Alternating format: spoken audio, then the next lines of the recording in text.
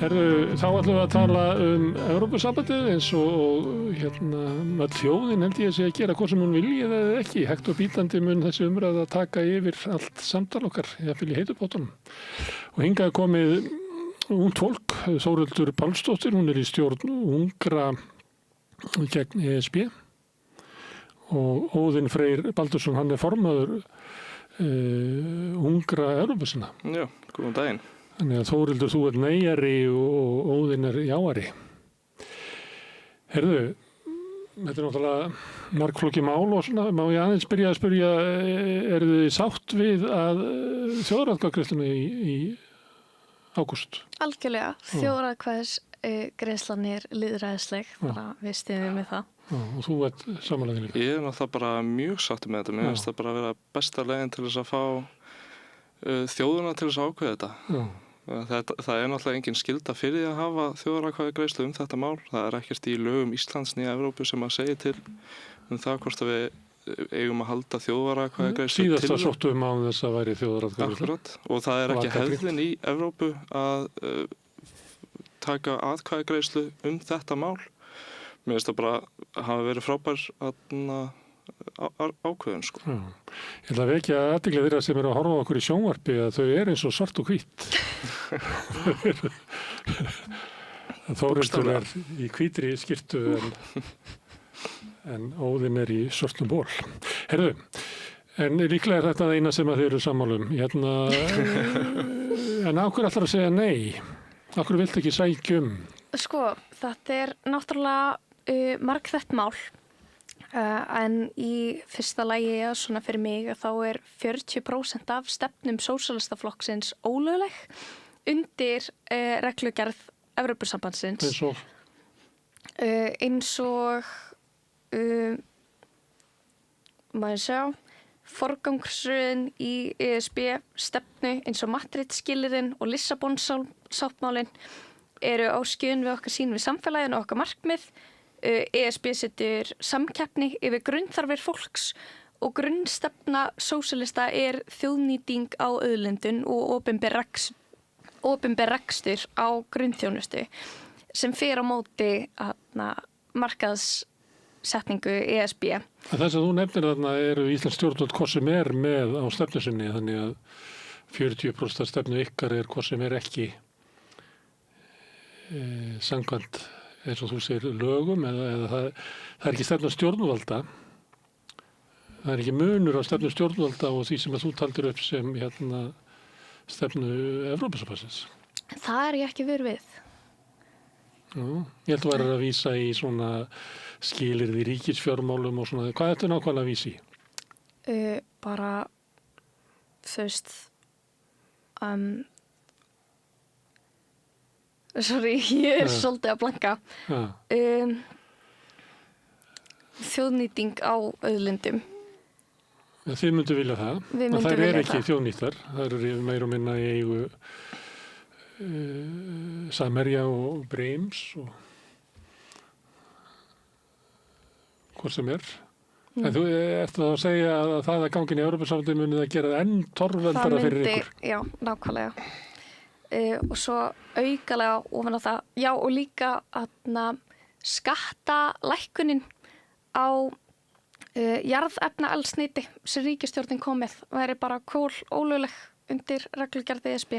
Það voru ESB ríki með samskonar aðgerðir. Mætti ég koma inn á þennan punkt? Ég ætla bara aðeins að því þú nefnir þetta, það voru önnur ESB ríki með sambærilegar aðgerðir til þess að lækka eldsneytisverð eftir að Hormónsund lokaði. Þannig að þið komist upp með það. Þarna... En Óðinn, þú vilt andmæla ykkur? Já. Þetta náttúrulega var ákveðin tímabundin aðgerð sem var tekin til út af hækkunum olíugjalds á Íslandi. Það var tekið þetta niður úr 24% niður í 11%. Til dæmis á Spáni var þetta líka gert. Þar var tekið þetta niður í 10% og Spánn fékk smá svona högg á puttana fyrir þetta, smá spark í rassinn. Þau komu samt upp með þetta og Ísland kemst líka upp með þetta hvort sem við erum í Evrópusambandinu ekki, sko. Með því að fá spark í rassinn þá var það? Já. En þú veist, Spánn komst líka upp með þetta, Ísland kemst upp með þetta. Það er ekkert að fara að breytast þegar kemur á olíugjaldi hvort sem við erum með í Evrópusambandinu ekki. En frelsi þjóðríkjanna til þess að taka ákvarðanir í ríkisfjármálum, að við vitum að það er minna ef þú ert inn í Evrópusambandinu en ekki. Við þekkjum fréttir af því að Ítalir máttu ekki að hækka eftirlaun. Brussel stoppaði það. Það gengur nú eiginlega ekki. Ef við viljum hækka eftirlaun og akkur þurfum að fá samþykki eitthvað í Brussel fyrir því. Við komum núna úr allt öðrum áttum. Ég meiri hægrimaður. Mér finnst vera mikið vandamál á Íslandi sem hægrimaður. Mér finnst vera mikið vandamál aga í fjármálum og ég sé Evrópusambandið svolítið sem leið fyrir okkur, svolítið sem veg til þess að komast að ákveðin áfangastað. Mér finnst að vera áfangastæðurinn fyrir mér náttúrulega að gæta almannahagsmuna og jafnrétti á Íslandi. Partur af jafnrétti bara að allir eigi tækifæri til þess að stjórna sín lífi, eignast húsnæði, vera í góðri vinnu. Og mér finnst Evrópusambandið vera vegur í þessa átt. Þetta er ekki lausn, þetta er engin galdralausn. En þetta mun koma ákveðin aga og aðstoð til þess að koma til dæmis niður vöxtum svo að við unga fólki getum til dæmis keypt okkur húsnæði. Ég núna búin að vera að reyna að kaupa mér húsnæði upp á síðkasti, 70 milljóna króna eign sem náttúrulega ómikið til að byrja með, en þetta bara venjulegur kostnaður á Íslandi. Ég var að skoða svolítið samanburðinn á Íslandi og öðrum Evrópuríkjum til dæmis og þá aðalega Norðurlöndunum, því mér finnst það bara ekki verið rétt að við séum að bera okkur saman við Grikkland eða Portugal eða eitthvað af þessum ríkjum. Ég var að skoða samanburðinn á hinum Norðurlöndunum og þar til dæmis ég var að skoða 70 milljóna króna eign á 25 ára óverðtryggðu láni. Með þessum skilurum þá erum við hérna á Íslandi að borga 505.000 krónur á mánuði. Þetta náttúrulega bara fáránlegt. Ég vil ekki, bæði ég og þegar ég eignast börn, ég vil ekki að við þurfum að vera að borga fyrir 8-9% vexti. Það bara út í hött. Ef við skoðum síðan samanburðinn á Norðurlöndunum, hæsta lánið þar, hérna á Íslandi værum við að borga 505.000. Hæsta lánið þar í Danmörku. Þar værum við að borga 290.000. Mér finnst þessi munur, þetta meir en 100.000 króna munur á þessum löndum. En orðið þarf að bæra saman við Norðurlöndin, þá það ekki þannig að Ísland og Noregur séu með langverstu lánakjörin. Og Noregur ekki í Evrópusambandinu. Nei, ég var að bera okkur saman með önnur. Þetta er lítill munur á Svíþjóð og Noregi í sambandi við lánakjör og annað slíkt. Já, en annað í Evrópusambandinu hitt ekki. Noregur náttúrulega í allt annað stöðan við. Við erum á stærð við, ég held að sé 1/4 eða eitthvað af Stokkhólmi og við erum að reyna að halda upp efnahag og þessari sér íslensku krónu sem bara út í hött. Þetta eins og ef 1/4 af Stokkhólmi væri með sin eigin gjaldeyri. Mér finnst það bara ekki meika sens upp á framtíðina að gera, að reyna að halda þessari tilraun sem ég líti á krónuna sem tilraun sem hefur bara mistekist. En krónan hefur ekki sveiflað svo mikið undanfarið 15 ár. Samt erum við að halda upp í 9% vöxtum og alltaf að reyna að koma upp í... Við erum með 2 krónur, annars vegar verðtryggða og hins vegar. Já, akkurat. Og háa vexti. Það hefur oft verið sagt að það er frábært að skulda krónuna. Það er frábært að eiga krónuna, segi ég. Það er ömurlegt að skulda krónuna. Þeir sem eru með einhverju skuldir eins og lán eða eitthvað slíkt, það er nánast ómögulegt að hætta að skulda krónuna sem almenn manneskja. Nei, það er ekki hægt að mæla með því fyrir nokkurn mann að taka lán í verðtryggðri krónu. Nei, akkurat, og síðan fyrir venjulega fólk sem kannski En Þórhildur, Óðinn vill ganga í Evrópusambandið til þess að ungt fólk geti keypt húsnæði. Hvað segirðu því? Ég sé engan veginn fyrir mér hvernig Evrópusambandið getur mögulega leyst það. Hann bendir á að sé lægri vaxtabyrði í næstu löndum sem í Evrópusambandinu. Og minni verðbólga. Ertu þá að meina vegna þess að þau séu með evruna sem gjaldkeril? Þau eru með evruna og síðan fá þau mikið aukin viðskipti við önnur Evrópulönd sem að myndi koma þar meðal til Íslands samkvæmt Catherine Mann skýrslunni sem var gefin út núna nýlega. Núna á næstu 10 árum samkvæmt Catherine Mann-skýrslunni sem var gerð af 14 hagfræðingum allstaðar út allan heim sem alveg óháðir íslensku ríkisstjórninni segja að næstu 10 árum getur viðskipti við Evrópu aukist 5-30% og þetta mun alltaf gjörbreyta íslenskum efnahag. En það samt ekki eitthvað sem við gætum gert sjálf? Það náttúrulega alltaf sagt að við getum gert það sjálf, en ef við gætum raunverulega gert það sjálf, okkur eru við þá ekki búin að því? Við erum núna búin að fara í gegnum alls konar ríkisstjórnir, búin að fara í gegnum hægri stjórnir, miðjustjórnir, vinstri stjórnir, það hefur engum tekist að gera þetta. Gera hvað? Að bæta þetta vaxta umhverfi á Íslandi. Ertu þá fyrst og náttúrulega að tala ríkisfjármálin að beygja sig undir kröfur Brussel að við megum ekki skulda nema vist, við megum ekki vera með halla nema vist, þetta tala það? Já. Sem að tekið úr sambandi í COVID? Já, ég vil sjá meiri aga í íslenskum efnahagi og ég held að það til lengri tíma muni gefa okkur meiri stöðuleika sem mun enda á því að bæta kjör Íslendinga og til muna.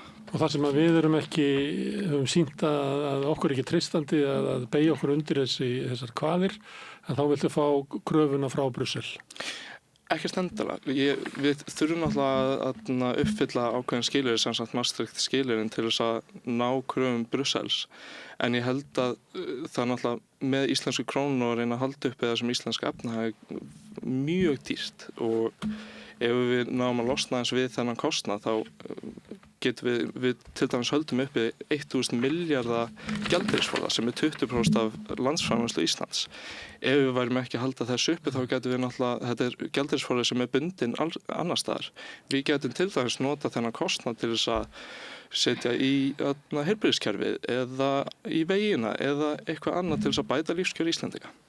Sko, það vill nú þannig til að daginn að það fór ég á fyrirlestur hjá Vinstri við ESB þar sem bæði Sólveig Anna og Frosti Sigurjónsson hagfræðingur kom með mjög góða punkta bara á þessari umræðu og í umræðu við Jásina að það kemur eiginlega alltaf svo setning að evran sé miklu stöðugri heldur en krónan og ég get alveg skilið að fólk kemst að þeirri niðurstöðu en þegar maður kynni sér vel málið að þá sýna gögnin fram á það að stöðugleiki evrunnar tryggður með atvinnuleysi ungs fólks og fellur aftur á láglaunafólk og ég sé alveg fyrir mér hvernig fólk sem í forréttindastöðu og ekki í þessum áhættuhópum sem sagt ung eða í láglaunastarfi geta séð það sem einhvern rosalega góðan valmöguleika en sem ung manneskja að þá bara sem ung manneskja að þá bara heyrst mér ekki sá kostur sko. Fyrir ungt fólk í minni stöðu það að lýsa einhverju svona draumsýn evruna eða útópískan draum evrunar gerir bara nákvæmlega ekki neitt fyrir mig eða aðra í dag. Það sem þarf og raunverulega þarf að hlutum verði breytt hérna heima að ekki vonast eftir því að kannski mögulega eftir 10 ár að það mun einhver utanaðkomandi aðli sem býr ekki einu sinni hérna veif einhverjum töfrasprota og bara laga þetta fyrir okkur. Ég trúi því ekki. Nú erum við ekki að tala það að Evrópusambandið kominga inn og veif einhverjum töfrasprota og gera þetta fyrir okkur. Heldur við bara með því að fá stöður í gjaldeyri og fá bættan efnahag getum við gert svo miklu meira með því sem við höfum. Ef við tölum til dæmis leiguverð sem að ég gerir ráð fyrir að vinstrafólk mikið að berjast fyrir að lækka leiguverð.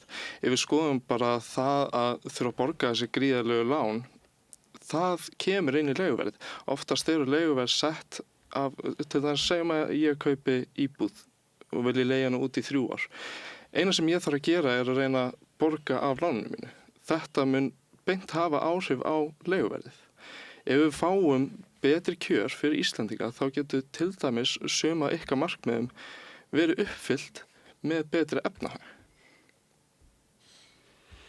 En Þórður bendir á þarna að vera með sin eigin gjaldmiðil veldur því að hann getur bara gefið eftir ef þú lendir í efnahagsvanda sem að þýði það að þú ert raunverulega að dreifa út kjararýrnum út í samfélagið til þess að standa af þér einhverja efnarslega erfiðleika. Þegar þú getur það ekki, að þá reynslan svo að það leiðir til mikils atvinnuleysis sem að bitnar helst á ungu fólki. Finnst þér það að hafa eigin gjaldmiðil og geta brugðist við efnaðarsamdrætti með því að láta gjaldmiðilinn falla? Það auðvitað alltaf kostur og galla við allt. Þetta spurningin, hvort viltu fá lægri laun og halda vinnunni eða viltu missa vinnuna og fara aðeinsbetur? Við getum skoðað til dæmis hrunið þegar við gátum lækkað eða við gátum látið krónuna falla. Þar til dæmis með verðtryggðu krónuna sem er nánast ómögulegt að losna við. Ef að það kemur slík kreppa og við fellum krónuna, þá gerist það náttúrulega bara sjálfkrafa.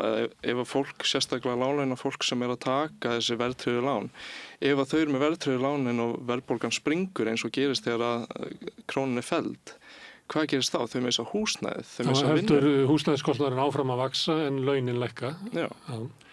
En þá ekki snuðut að fara bara í þjóðaratkvæðagreiðslu og fella verðtrygginguna?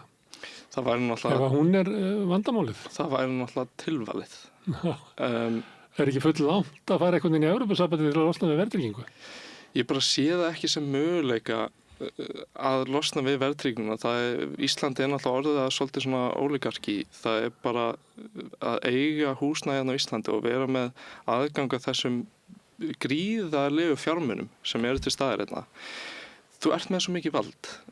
Þeir eru að fara að berjast fyrir því eins og við sáum, ég vil kannski ekki fara alveg svo langt, en við sáum það svolítið í til næst veiðigjaldafrumvarpinu. Þetta fólk er með svo gríðarlega mikið vald, stundum með þess að meira vald heldur en þeir sem að stjórna landinu okkar, að ef við reynum að fella þessa óligarkíu sem til staðar, það er svo ótrúlega erfitt út því að þau geta fengið fólk til þess að koma inn. Þjóðnýta auðlindirnar, þannig að það leysir þetta mál. Nákvæmlega, en myndi innganga inn í Evrópusambandið laga það? Það fullt af óligarkíum í öðrum löndum líka og við erum nú þegar að kljást við kapitalista hérna heima. Væri sniðugt að bæta við fleiri stærri háköllum ofan í hafið? Við erum náttúrulega með Evrópusambandið erum við að tala um að dreifa betur eða auka meira jafnréttið. Núna það þannig að það nokkur aðilar í Íslandi sem að eiga náttúrulega bara nánast allt. Þú veist, Þannig það eru bara örfáir sem eru að kaupa upp alla fjölmiðla í Frakklandi og það bara að gera fyrir fram að neða. Það þegar búið að gera það á Ítalíu, þannig að það ekki eins og Evrópusambandið bjargi þessu fyrir okkur. Nei, en tökum bara venjulegt fólk sem dæmi.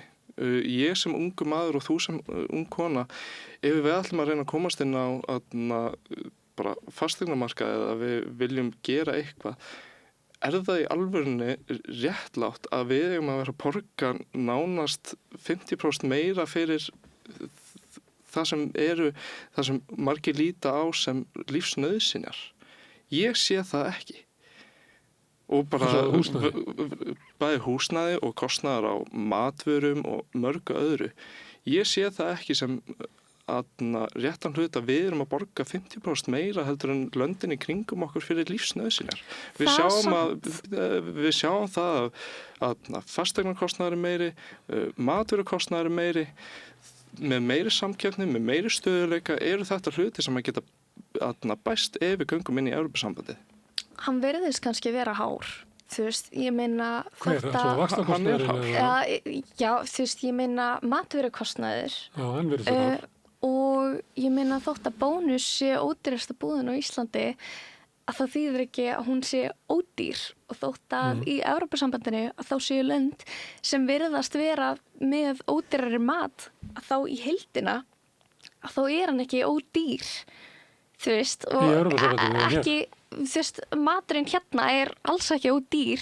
Nei. En ég myndi ekki segja að hann sé endilega dýrari í heildarskinni út af því að við lítum á lífskjörin að þá Ísland hæst á lífskjara lista á löndum sem eru í Evrópu og staðreyndin bara svo að við erum með meiri pening inn á heimabanka fyrir allan þennan kostnað heldur en langflest lönd í Evrópusambandinu. Já, það rétt að við erum ríkari heldur en flestir í Evrópusambandinu, en hvað getum við gert með þennan pening sem við eigum? Nú bjó ég í Svíþjóð bara rétt fyrir áramót. Launin þar eru kannski aðeins lægri, en kostnaðan er svo gríðarlega mikill munur á kostnaði á því að búa í Svíþjóð og Íslandi þrátt fyrir að launin séu kannski aðeins lægri. Núna þurfum við til dæmis að borga stúdentalán sem eru bara fáránlega há. Við þurfum að borga fasteignakostnað sem fáránlega hár. Ef maður dettur inn á leigumarkað á Íslandi þá nánast ómögulegt nema bara einhver risastór breyting gerist í lífi manns. Það er svo ótrúlega lítill sens að komast út af þessum leigumarkað. Það er ekki raunveruleikinn sem nágrannar okkar í Norðurlöndunum þurfa að lifa við. En þú nefnir Svíþjóð.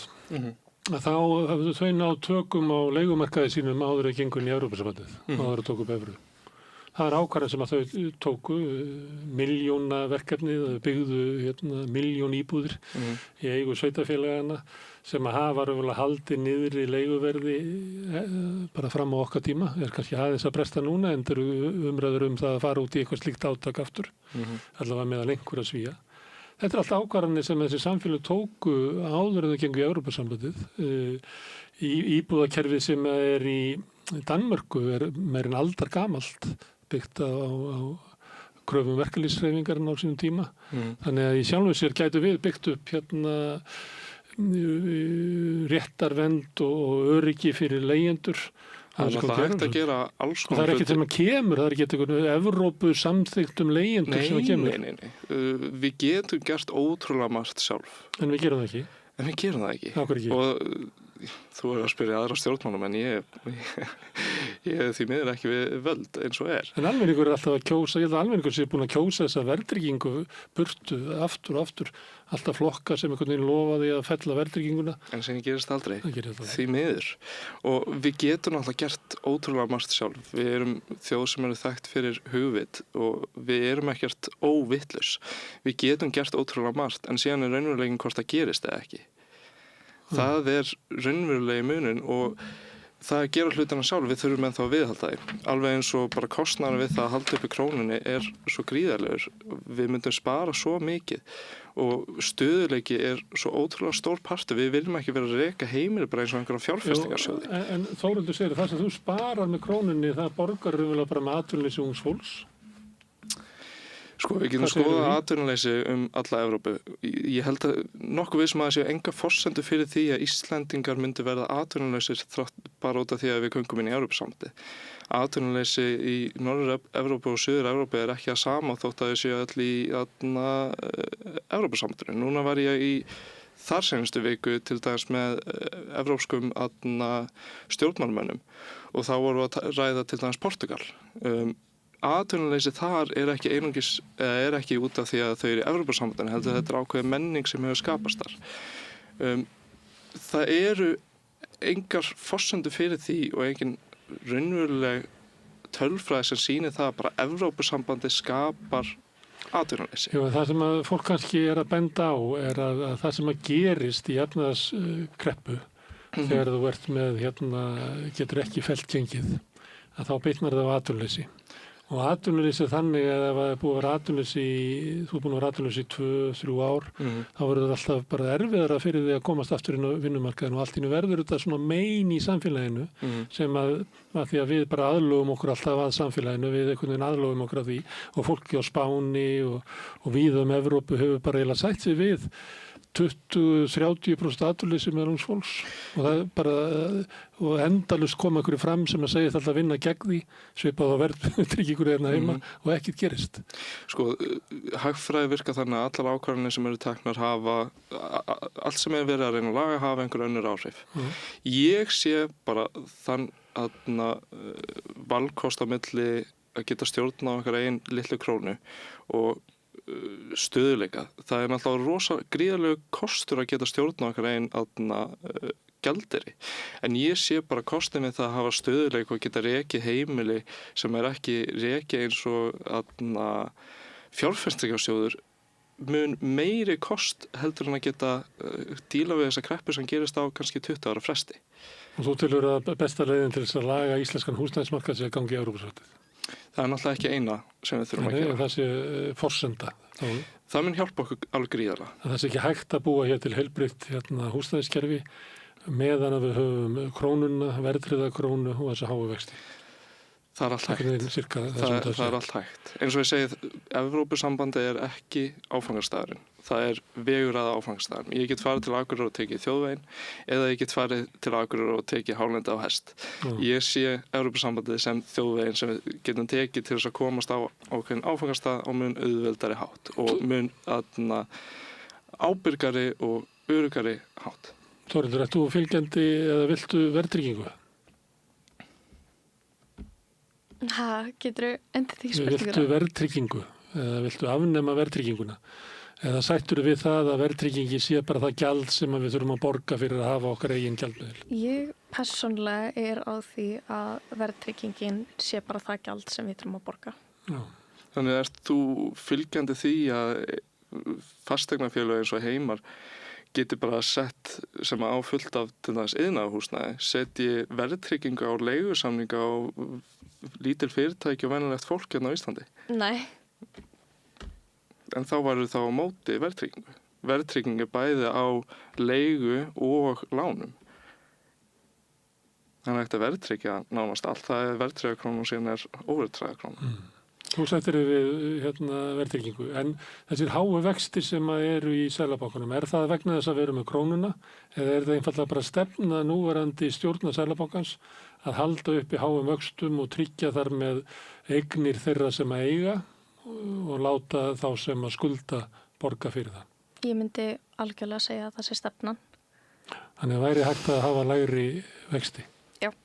Á þess að hér eru því glundróði eða verðbólga eða? Ég myndi segja það.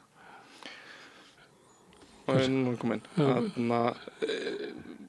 Stýrivextir eru náttúrulega að hafa ástæði fyrir sér í samfélaginu.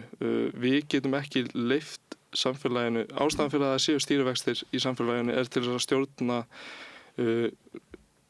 bara eyðslu almennings. Ef við bara setjum stýrivextir niður í 0, þá erum við að fara að gera efnahaginn okkar svo heitan að síðan mun koma kreppa í kjölfarið. Við getum ekki verið með enga efnahagsstjórn og þetta er svona í öllum heiminum.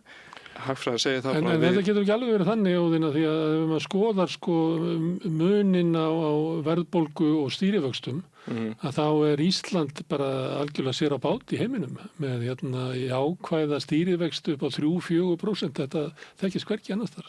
Já, hún segjum að við myndum lækka stýrivextin niður í 0%. Ég er ekki að segja að það væri bara nálægt verðbólgunni eins og er í Svíþjóð. Já, en hvað er þá að fara að gerast? Við erum að fara að Hvað myndi gerast hér? Hvað myndi gerast hér?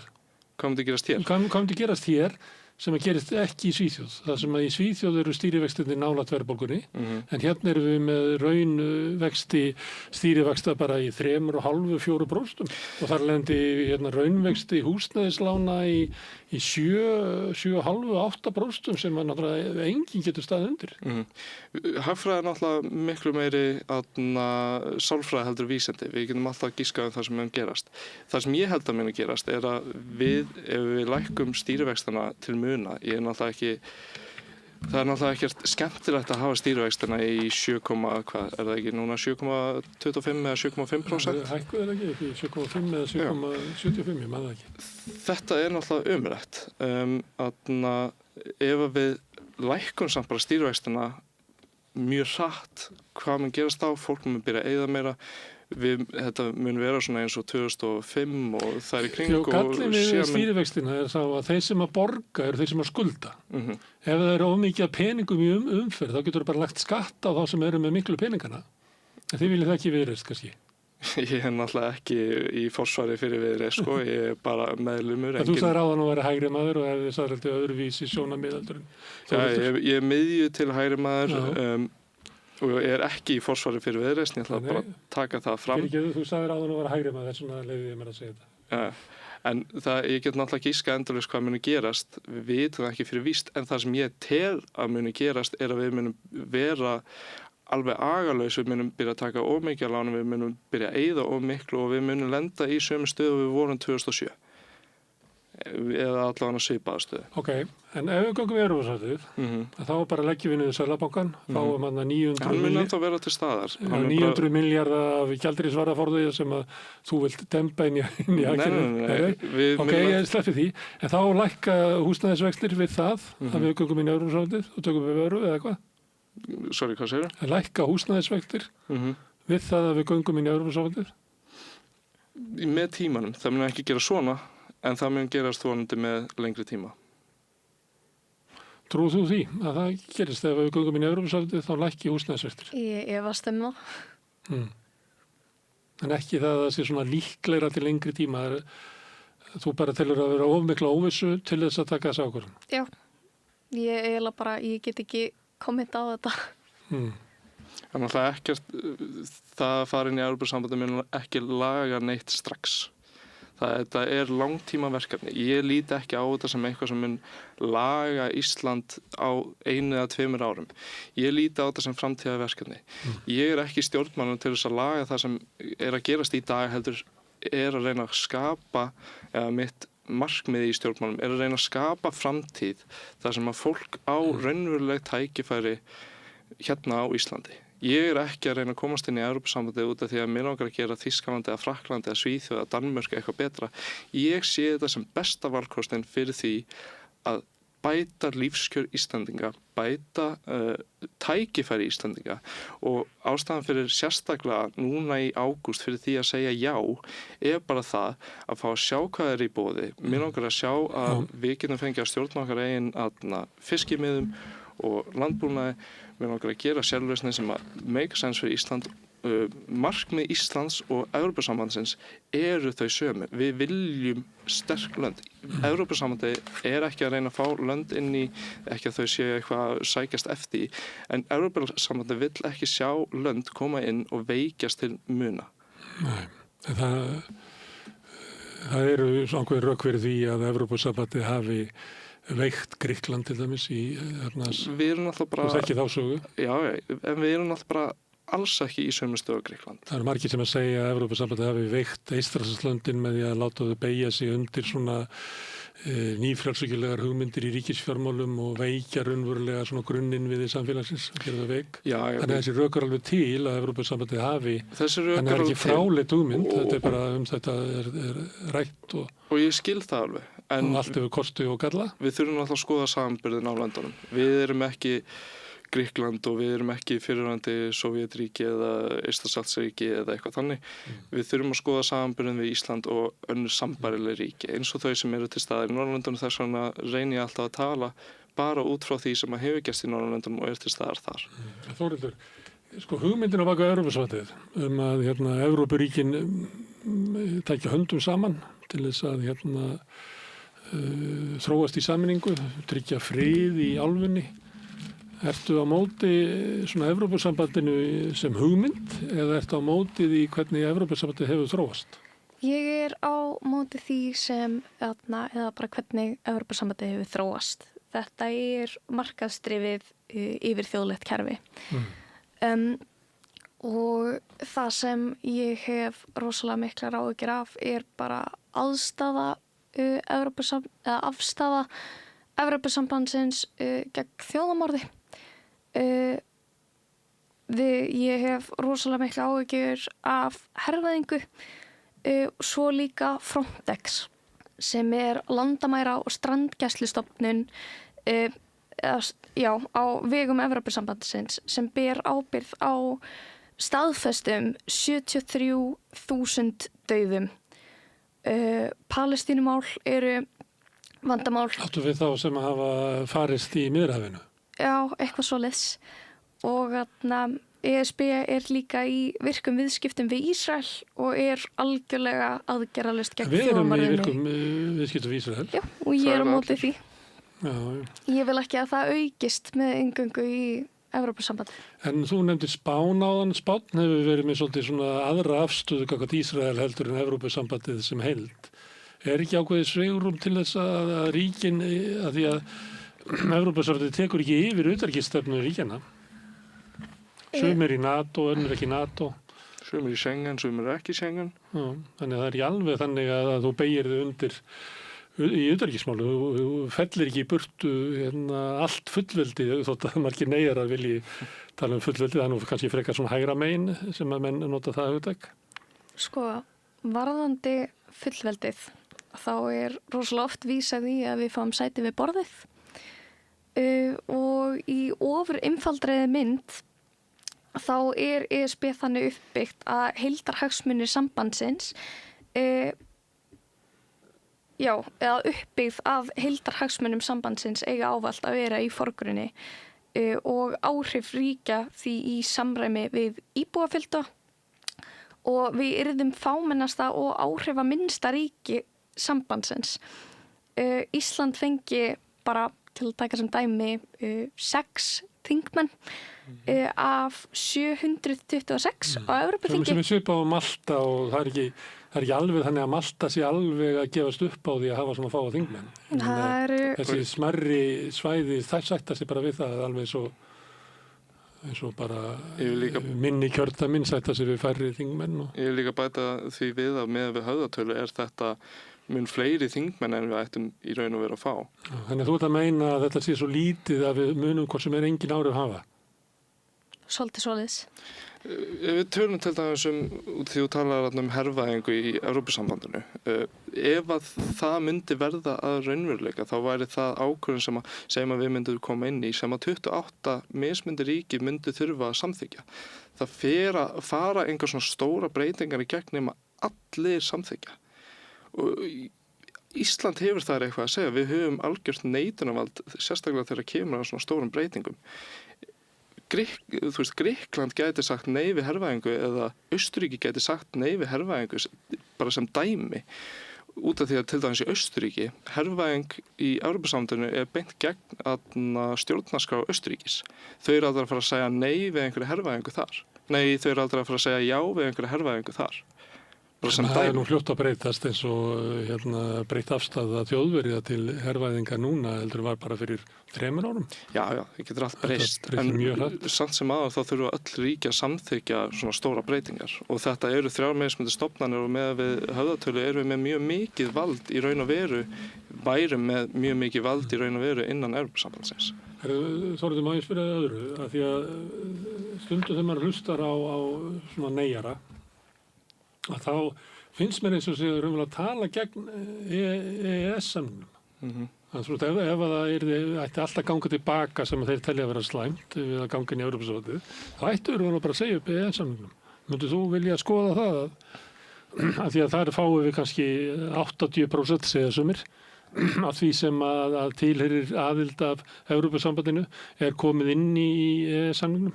Myndir þú vilja endurskoða hann? Ég persónulega myndi vilja endurskoða EES-samningana. Og þú telur hann hafi ekki gert, hafi haft meiri kosti heldur en galla? Mögulega á sínum tíma. Ég var náttúrulega bara ekki fædd til að svo umræða var í gangi. Þú ert heldur ekki fædd 44 þegar það lýðveldið var stofnað. Þannig að við þurfum við erfum flest og sinnum við með einhverjum hætti. Reynum að skila því til næsta kynslóð. Ef við skoðum þú myndi þá vilja endurskoða EES-samninginn? Já. Náttúrulega mjög mikið af þeim rökum sem eru gefin í dag bæði frá vinstri og hægri hliðinni frá jáinu eru eiginlega þau sömu og voru gefin fyrir EES-samningnum og EES-samningurinn hefur sýnt það bara núna seinustu 32 árin að þetta hefur verið einn besta ákvörðun sem Hvar hefur það komið fram? Hvað segirðu? Hvar hefur það komið fram? Það eru margir fullir af þetta. Ef þú skoðar til dæmis landsframleiðsla á mann, hvernig hún er vaxið eftir 91, að þá er það bara helmingurinn af því sem að hún óx sama tímabili á undan. Þannig að ég menn fullir þetta alltaf. Já. Og ég meðist bara vantægilega það vísaði í eitthvað skýrslu Hagfræðistofnunar Háskólans. En mér finnst þetta ekki svona augljós, sko. Við erum náttúrulega bara byggt allan okkar efnahag í kringum viðskipti við Evrópusambandið. Ef við skoðum til dæmis bara viðskipti sem hlutfall af heildar viðskiptum Íslands, þá held ég 77% af þeim fara til Evrópu. Þetta væri... Það verður mjög erfitt fyrir okkur að bakka tilbaka. Vegna þess að þú breytir ykkur og þá aðlagar fólk sig að þessu og við höfum aðlagast viðskiptum við Evrópu miklu meira heldur en hefði orðið ef við höfum ekki verið með EES-samninginn. En það er ekki þar með sagt að það hefði verið okkur svo heillaríkt eitthvað. Þetta hefur náttúrulega samt bara aukið viðskipti við Ísland svo gríðarlega.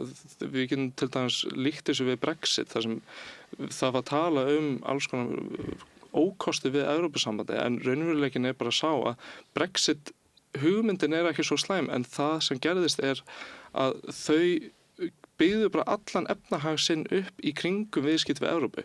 Leið og það tekið úr sambandi, þá sjáum við raunverulega munin. Við getum Þess vegna geti eitthvað sagt að þessum skulum við vara okkur á því að fara þann inn, því það bara næstu ómögulegt að komast út. Það ekki það skellur hurðin og eftir þau lappar inn, bara ekki fara inn í þetta herbyggi. Geti eitthvað sagt með þessu rökum. Já, það hægt að koma með mótrök. En við sjáum það bara ef við skoðum viðskipti og efnahag og alls konar aðra tölfræði. Ísland búið að byggja upp allan sinn efnahag og búin að græða alveg gríðarlega frá þessum EES-samning. Við værum ekki í sömu stöðu, það náttúrulega fullt af bara tollum og alls konar sem að við fáum að græða af út af því að við erum í viðskiptum við Evrópu, út af EES-samningnum. Ef við kippum þessu sambandi eins og sumir sérstaklega vinstramegin við jáið kannski gefa til kynna, segja ekki beint, þá gætu við mögulega sé svipuð áhrif og hafa gerst í Bretlandi núna á seinustu 10 árum. Viðskipti við Evrópu munu ekki halda áfram að vera svona sterk ef við tökum þetta úr sambandi. Svo EES-samningin. Já. Samningin þar segja. Herðu, ég heyri svolítið talað að fólki finnst svona umræða að vera svolítið erfið og löðileg. Síðlega. Þið eiginlega fólki sem engi vill hitta. Það er harf ákveðin sikkurum megin og reynir að lemja hvort annað í hausinn með ykkar rökum og ekkert að gerast. Samt festist ég alltaf í samræða við einhvern niður í bæði sem vill tala Evrópusambandi. Ég ætlaði að spyrja ykkur að reynslun af því. Hvernig finnst ykkur svona umræða? Finnst þið fólk hafa áhuga á þessu? Til í að vera í umræðum þetta? Finnst þetta líflegt og skemmtilegt? Mér finnst þetta rosalega líflegt og skemmtilegt. Ég er kannski ekkert mín besta útgáfa akkurat núna, en það fyrsta viðtalið var svolítið mikið stressuð.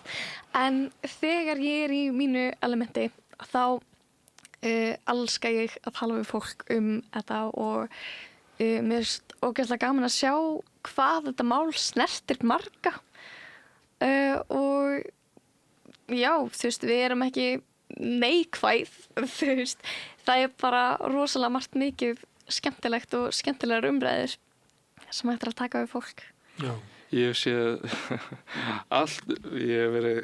mér finnst þetta persónulega mjög skemmtilegt, en það ég bara algjör nörd þetta. Ég hef verið kallaður alls konar ljótum nöfnum og sagt að ég sé kókaði geðsjúklingur og föðurlandsvikari og alls konar, en bara þegar að fólk Nauðga fjallkonunni. Já, alls konar hlutir hafa verið sagðir mig núna eftir að koma inn í þessu umræði. En þegar að fólk kemur inn og hrósa manni og kemur kannski upp að manni segist bara vera ótrúlega sáttur með það sem maður að gera og bara það gerir þetta allt þess virði og mér finnst umræðan sjálf kannski bursið frá mér og mínum persónulegu upplifunum. Ég skil alveg að fólk segir þetta sé leiðilegt og svona almenna umræðan ekkert það spennandi eða skemmtileg ekkert hrikalega jákvæð heldur.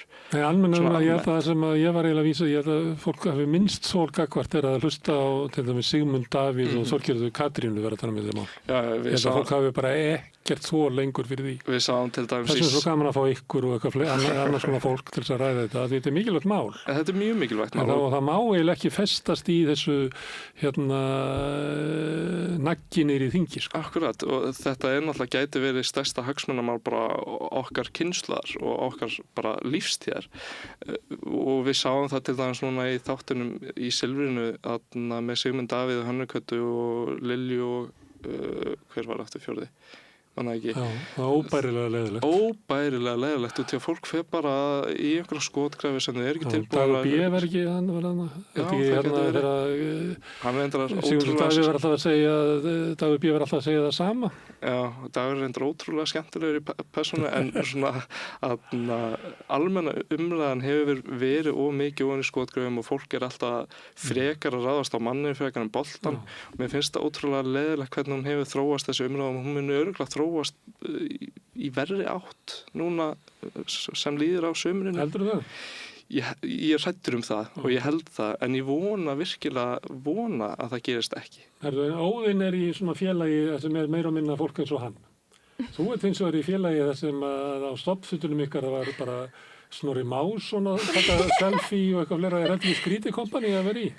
Þetta er mjög spes en samt rosalega skemmtilegt. Þú veist, það eru margar útgáfur af Navy-inu og við komum allarna saman og erum sammála þetta, þótt að þetta sé mögulega það eina sem við erum sammála en ég hef rosalega gaman að þessu. Þannig þeir finnst þetta að vera kröftugt og svona lýðræðislegt að vera í þessu máli? Mjög kröftugt og mjög lýðræðislegt enda er þetta þverpólitísk samtök. Hérna eru við bara eiginlega allir flokkar nema 2 að koma saman varðandi þetta málefni og vinna saman. Þú veist, mér finnst það geðvægt. Allir, hans megin er bara Samfylkingin og Viðreisn? Já. Sem er ekki satt. Sem er ekki satt. Nei.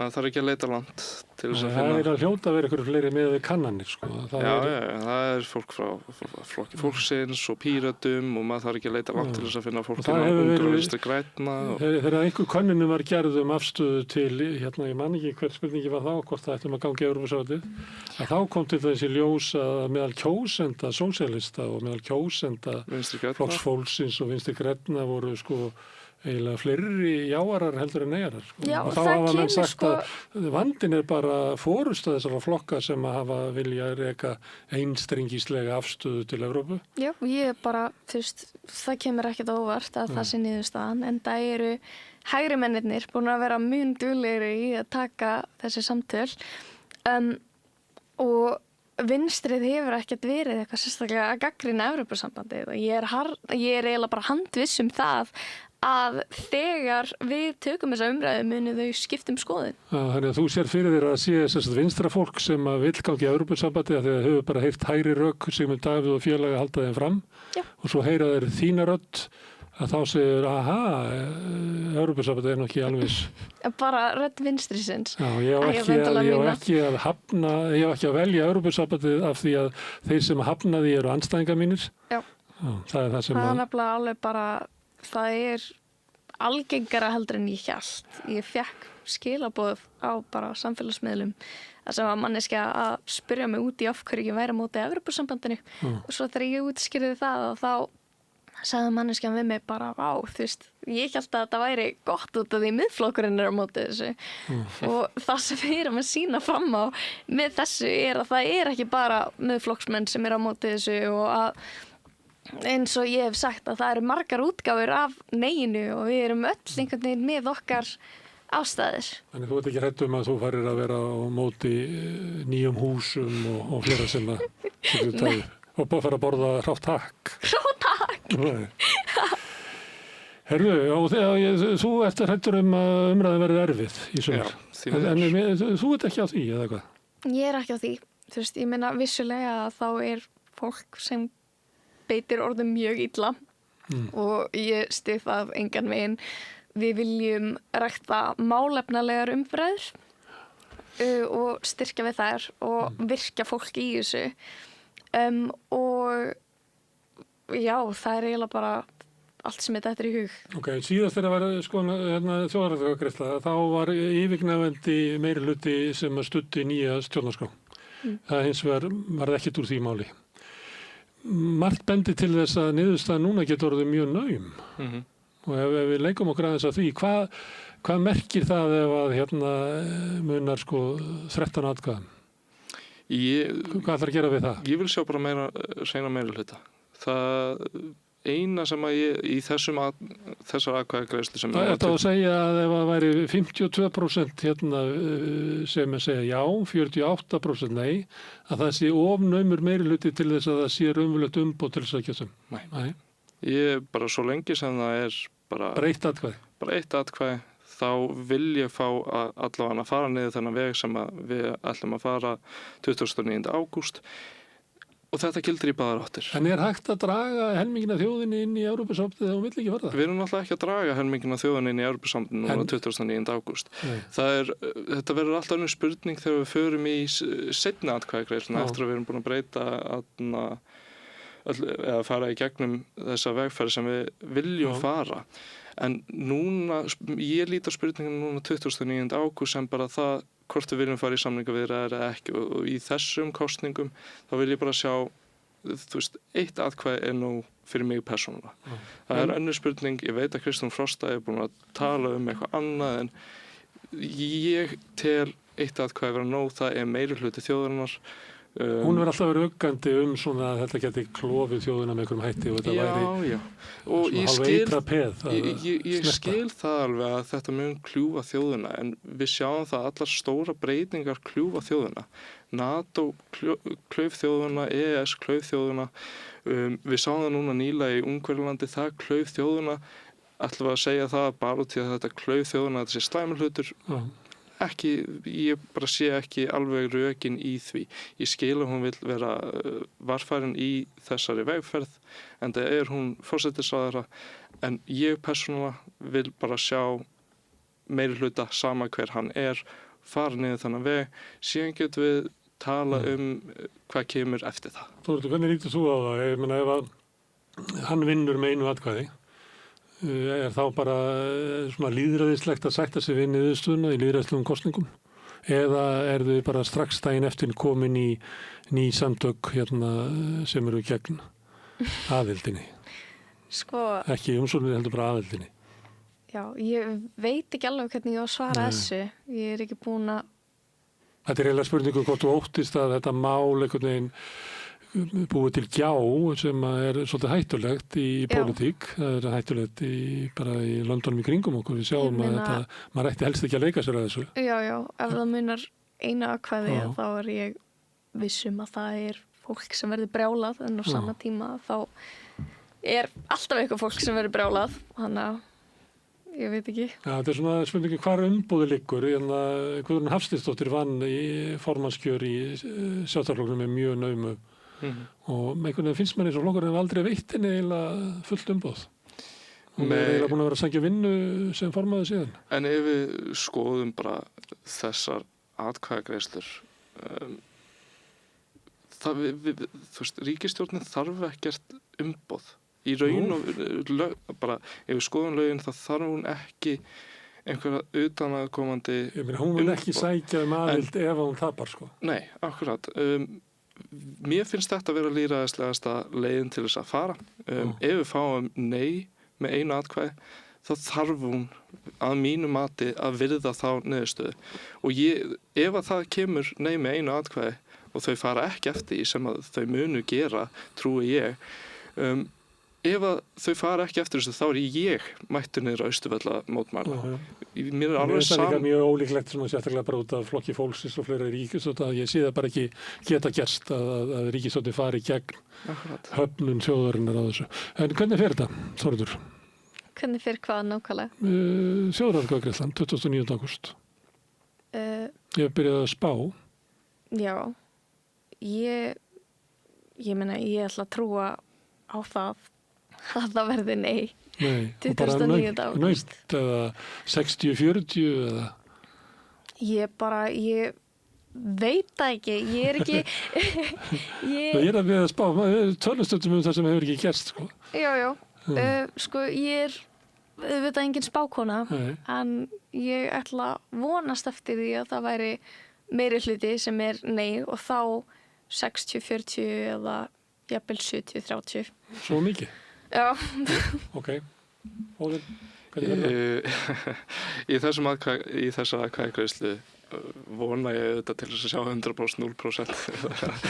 Allir kjósa eins og þú. Já, allir kjósa eins og ég vonandi. En það er náttúrulega engin raunveruleiki. Raunhæft myndi ég spá 60-40. En síðan bara sjáum við til hvernig það fer. Vonandi verður umræðan góð og málefnaleg og fólk að ráðast á boltan frekar heldur en manneskjuna. Við lifum náttúrulega í samfélagi þar sem að fólk eins og þið eiginlega ómúrið fyrir ykkur að spá. Af því að við vitum að við lokumst inn í svona búblum og eitthvað fleira. Þannig að svona sans sem að við höfum og gátum kannski haft fyrir samfélagsmiðla og fyrir algoritma og það allt saman. Að hann eiginlega búið að taka hann af okkur. Það er náttúrulega alltaf erfitt að sérstaklega þegar maður fastur inn í einhverjum svona bergmálsellum eins og við erum í raun og veru. Það er alltaf erfitt að spá raunhæft. Allir þið hafa kappræður svona ungs fólks og svona nú þegar það komið svona... Það væri ansið skemmtilegt sko. Ég væri til að rökra oftar við fleiri sem að segja nei sko. Það er líka skemmtilegt að hafa ekki bara fundið það sem að þið eru að messa ykkar málefni og þið ykkar málefni. Þetta er líka það sem að þið hittist og brýnið rök ykkar. Ég fagna nefnilega það að þið hafi stofnað nei við ESB, er það ekki það sem félagi kallast? Ung gegn ESB. Ung gegn ESB, akkurat. Ég fagnaði að þetta hafi verið stofnað til mig langar að umræðan sé tekin af unga fólkinu. Við sáum það í Brexit að þetta var ákvörðun sem var meira tekin af eldra fólkinu. Ég vil sjá ungt fólk mæta á kjörstað og taka sér afstöðu til þess hvort þau vilja segja já eða nei. Fólk hefur 50 hafi ekki atkvæðið kannski. Jú. Ég vil bara að ungt fólk, ég fagna því alltaf að ungt fólk taki sér afstöðu þegar kemur á stjórnmálum og minnst vera allt og lítið gert af því. Og það hefur náttúrulega alltaf verið vandamál hjá ungu fólki bara mæta á kjörstað sem að er bara lýðræðislegi réttur okkar sem að hefur verið barist ótal mörgum sinnum út allan heim og mér finnst ungt fólk þurfa að nýta sér þetta tækifæri betur. Já, mér finnst það mætti svona gamli kallar sem eru svolítið fyrirferðarmiklir mætti svona aðeins draga sér til hlés. Stundum finnst mér líka að fólki sem ekki alveg ákveðið, að það megi líka fá svolítið svið. Það getur verið svona þreytandi að hlusta bara á eins og það séu svona skýrir kostir einhvern veginn sem búið er ákveða og maður komi að ákvörðun eiginlega þar sem er búið að taka hana. Mér finnst alltaf lagi að sé svona einhver umræða þar sem að maður fær að velta bara ýmsu fyrir sér á þess að liggja alltaf í hvort viltu já eða nei sko. Já, alveg sammála. Ja. En að við munum búa til einhver umræðu og vonandi verið þið með líflega umræðu á ykkar félögum og kannski sameiginlega. En takk fyrir að koma hingað Þórhildur Neyjari og Óðinn Jáari. En við ætlum að halda áfram að reyna að skilja heiminn og samfélagið og okkur sjálf við rauðaborðið. Næsti kaflir eftir augnablik. Góðir fjölmiðlar eru mikilvægur partur af því súrefni sem sérhvert samfélag þarf á að halda. En góðir fjölmiðlar þeir þurfa ekki endilega að vera hlutlausir, en þeir verða að vera sjálfstæðir. Alveg eins og góðir háskólar og traustir dómstólar þurfa að vera sjálfstæðir. Þeir þurfa að þjóna fólkinu, ekki valdinu. Ég heiti Þorvaldur Gylfason og ég styð samstöðina. Alþýðufélagið er frábær hugmynd. Félagsgjöld í Alþýðufélagið eru krónur 2.750 á mánuði og renna óskipt til dagskrár og útsendinga samstöðvarinnar. Samstöðin.is